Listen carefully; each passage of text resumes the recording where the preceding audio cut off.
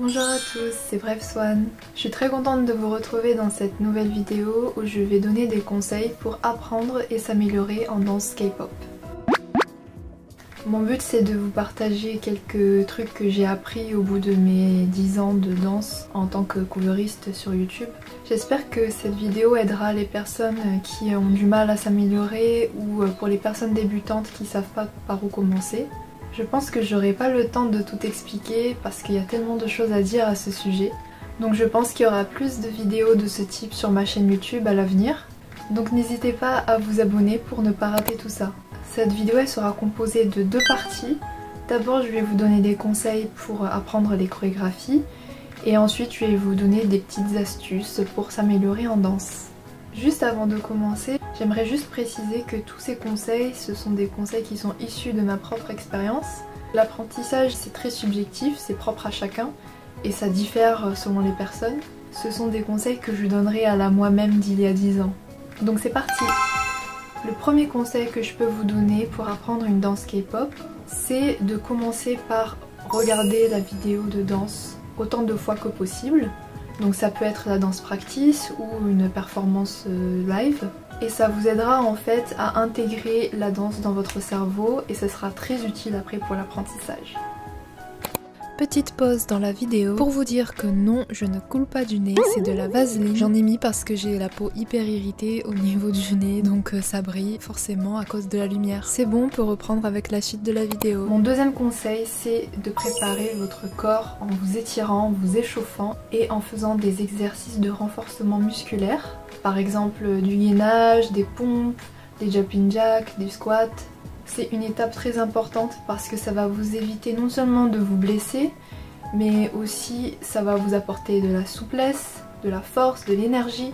Et la souplesse c'est très important, notamment pour les chorégraphies de filles, donc l'échauffement n'est pas à négliger. Troisième conseil, c'est de se mettre dans un outfit qui vous met à l'aise. Donc un outfit où vous vous sentez le plus confortable possible. C'est pas obligé que ça soit en jogging. Si vous êtes inspiré en dansant en jean, ben faites-le. Vous pouvez vous mettre en chaussettes ou en chaussures, c'est comme vous le sentez. Donc libre à vous. Mon quatrième conseil, c'est de séparer la chorégraphie en plusieurs parties. Donc c'est très simple en fait, vous avez l'introduction, vous avez le couplet, le refrain, puis le deuxième couplet, le deuxième refrain. En général il y a un bridge et ensuite il y a l'outro. Ce que je vous conseille c'est de vous faire un planning. Donc par exemple vous dites j'apprends l'intro lundi pendant 1 heure, puis j'apprends le refrain mardi pendant 1 heure, mercredi j'apprends le deuxième couplet, etc. etc. En fait c'est à vous de trouver votre propre rythme. Ça vous permettra d'être plus organisé et de vous concentrer sur une partie à la fois. Pour l'apprentissage des mouvements, je vous conseille d'apprendre les mouvements un par un et ensuite les connecter. Comme je l'ai dit dans ma précédente vidéo, je ne vous recommande pas d'apprendre les mouvements du haut du corps puis les mouvements du bas du corps séparément. Je vous explique pourquoi. Si vous faites ça, vous allez avoir plusieurs efforts à fournir. Il y aura l'effort d'apprendre les mouvements du haut du corps, puis l'effort d'apprendre les mouvements du bas du corps, puis l'effort d'apprendre les deux en même temps, et l'effort de s'entraîner là-dessus et de maîtriser le mouvement entier. Alors que si vous apprenez tout en même temps, donc le haut et le bas en même temps, vous avez l'effort d'apprendre le mouvement de la tête aux pieds, et vous avez l'effort de le répéter plusieurs fois pour l'apprendre par cœur. Donc non seulement vous avez un gain d'énergie et un gain de temps.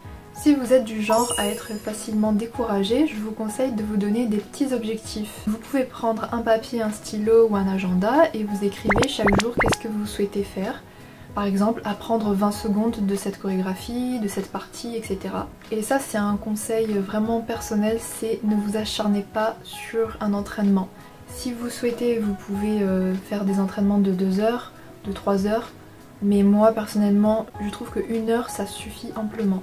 Et peut-être que vous vous dites que 1 heure pour apprendre 20 secondes c'est énorme, mais vous allez voir que c'est la méthode la plus efficace.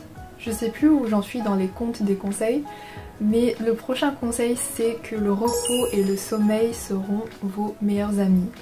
En fait la mémoire elle repose beaucoup sur le sommeil, je pense que je vous apprends rien. C'est ce que vous disent certainement vos profs en cours. Disons que vous apprenez une partie de 10 secondes et que vous voyez que ça bloque. Laissez-vous une nuit de sommeil et reprenez le lendemain et vous allez voir que c'est magique. Votre corps il va bouger tout seul. Et c'est vraiment pas une blague. Mon prochain conseil, c'est quand vous pensez maîtriser la choré entière, arrêtez de vous entraîner. Trop de répétitions tue la performance. Je sais que si je m'entraîne beaucoup trop, c'est-à-dire si je fais des répétitions d'une même danse, bah je vais perdre toute ma passion en fait et je commence à me lasser. Ce que je fais donc, c'est que je fais par exemple 1 ou 2 entraînements par jour, mais c'est tout. Un autre conseil assez personnel, il y a des avis qui divergent sur ce conseil, c'est de ne pas apprendre la danse au ralenti. Si vous apprenez votre chorégraphie seule devant votre PC, c'est pas la même chose que lorsque vous apprenez une chorégraphie avec un professeur devant un miroir. Un professeur, il va jamais vous apprendre une chorégraphie en dansant au ralenti et en vous demandant de recopier. Un professeur, il va poser les temps et va faire les mouvements, certes peut-être au ralenti, mais juste pour que vous ayez le temps de voir, et ensuite il enchaîne. Donc oui, il y aura des parties où vous aurez besoin du ralenti, si jamais ça va trop vite, etc. Mais c'est pas le cas pour toute la chorégraphie. Et encore une fois, ça dépend vraiment des personnes. Si vraiment vous êtes à l'aise d'apprendre une chorégraphie au ralenti, bah vous êtes libre. Ça dépend aussi de la complexité de la chorégraphie. Mais moi personnellement, j'ai complètement arrêté de faire ça et je me porte très bien. On passe à la partie suivante. Donc maintenant, je vous donne des petites astuces pour vous améliorer en danse et en particulier en danse de K-pop. Premier conseil, c'est si vous n'avez pas de prof pour apprendre une chorégraphie K-pop, apprenez votre chorégraphie seule. Je sais qu'on est parfois tenté d'apprendre avec ses amis, mais il faut savoir qu'on comprend tous différemment une chorégraphie.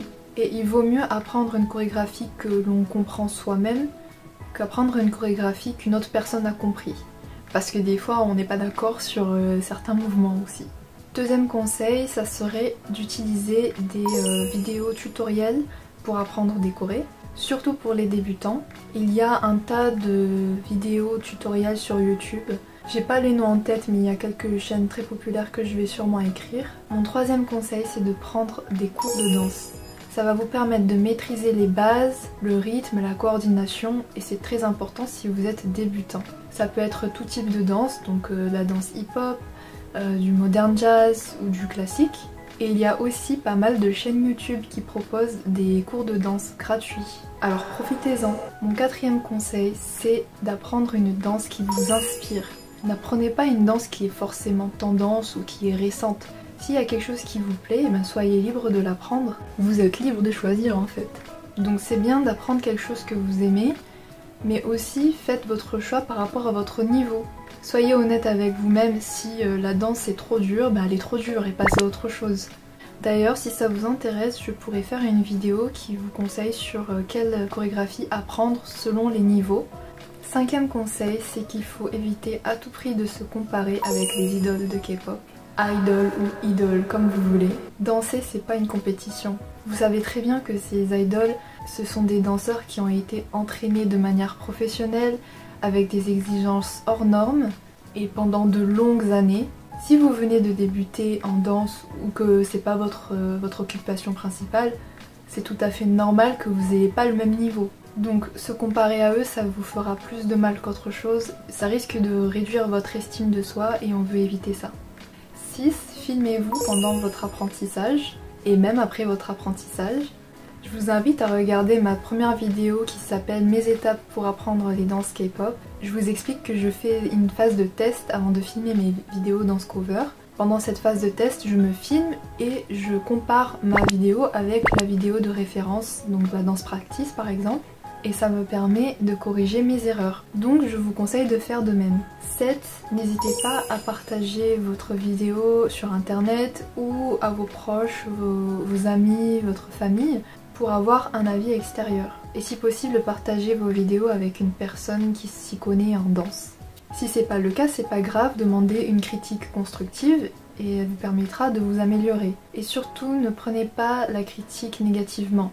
Parce que cette critique, elle va vous permettre de prendre conscience de certaines choses que vous voyez peut-être pas. Si vous êtes trop sensible à la critique, partagez-le seulement avec une personne de confiance. Et n'hésitez pas à vous connecter avec des gens qui partagent votre passion. Parce que c'est toujours bien de partager ses expériences, de s'entraider, de se motiver. Et aussi c'est beaucoup plus fun. Mon 8e conseil, c'est un peu en lien avec ce que je viens de dire, c'est soyez honnête avec vous-même. Reconnaissez vos propres défauts. Par exemple, mon défaut à moi, c'est de toujours me toucher les cheveux, que ce soit en danse ou pas d'ailleurs. Eh bien, j'ai travaillé là-dessus. Si vous avez un manque d'énergie, d'équilibre, ou si vous avez un manque de puissance, il faut que vous l'admettiez et c'est que comme ça que vous pourrez avancer. Delulu is not the solution. Je crois qu'on en est au 9e conseil. Soyez patient avec vous-même. Ça vous prendra du temps pour apprendre, ça vous prendra du temps pour vous améliorer. Moi par exemple ça m'a mis 10 ans. Je dis pas que je suis une experte, je dis que je suis satisfaite de mon niveau. Apprenez des chorégraphies à votre rythme, filmez-vous, appréciez votre évolution. J'allais dire romantisez votre vie, mais oui c'est un peu ça en fait.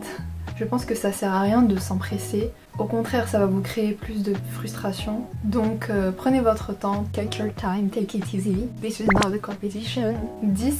La clé, c'est la consistance. Je répète, la clé, c'est la consistance. Je pense que c'est le point le plus important de cette vidéo. D'ailleurs, je vous conseille de le mettre en fond d'écran sur votre téléphone ou sur votre PC. On peut se sentir découragé, frustré et tout ça parce que on trouve qu'on s'améliore pas, qu'on se sent nul et tout, et ça c'est normal. Et là, la pire chose que vous pouvez faire, c'est d'abandonner. Parce qu'avec la persévérance, vous allez faire plein de petits pas qui vont vous rapprocher vers votre objectif. Et ce qui est incroyable en danse, et c'est ce que j'adore, et c'est pour ça que j'adore danser, c'est le sentiment d'accomplissement qu'on ressent après avoir appris une chorégraphie. Et pour moi, c'est le meilleur sentiment du monde. Donc il vous faudra une bonne dose de motivation et de détermination pour arriver à votre but. Je crois qu'on est au 11e conseil et ça sera le dernier conseil, c'est prenez du plaisir. J'imagine que vous voulez danser parce que vous aimez ça, non? C'est votre passion. Une passion, par définition, c'est quelque chose qu'on aime, qui nous fait plaisir. Donc pourquoi se donner autant d'exigences et tant de pression? Et en plus, si vous prenez pas de plaisir en dansant, ça se voit. Vous donnez pas de vie à votre chorégraphie et il n'y a pas d'émotion qui sortent. Et du point de vue du spectateur, c'est pas toujours agréable à regarder. Donc moi, la phrase qui m'inspire et qui me motive, c'est « danse comme s'il n'y avait pas de lendemain ». Et je vous avoue que ça marche. Voilà, j'ai à peu près tout dit. Il y a encore tellement de choses à dire, mais cette vidéo elle sera trop longue, donc je réserve ça pour les prochaines vidéos. N'hésitez pas à commenter si vous avez des conseils à donner, si vous avez des avis à partager. Merci et bienvenue à toutes les personnes qui se sont abonnées. Si vous avez des suggestions de vidéos, n'hésitez pas à les dire en commentaire. Et sur ce, je vous dis à bientôt pour une prochaine vidéo. Bye!